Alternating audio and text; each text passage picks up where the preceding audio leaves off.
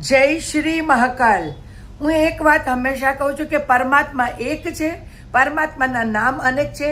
ભક્ત પોતાની આસ્થા શ્રદ્ધા પ્રમાણે એ પ્રભુના નામથી સ્મરણ કરે છે.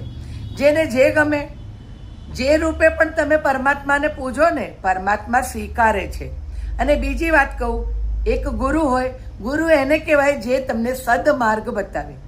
હવે હું મારી વાત કરું તો હું એવું કહીશ કે હું ભગવાન ભોળાનાથની ભક્ત છું. મારા એ ભગવાન છે અને સદગુરુ શિરડીવાળા સાંઈબાબા છે.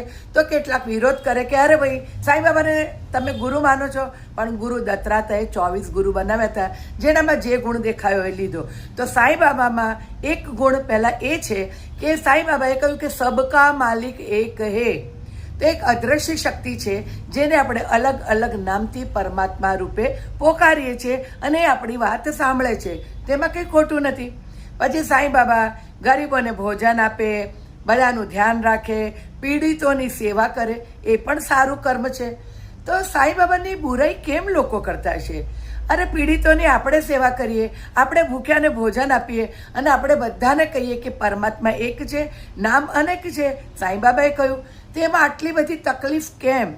મને તો આજ સુધી ખબર નથી પડતી. જેને જે ખોટું લાગવું એ લાગે, પણ કોઈની બુરાઈ નહીં કરવાની, કારણ કે ભગવાનને જઈને આપણે જવાબ આપવાનો છે. જય શ્રી મહાકાલ.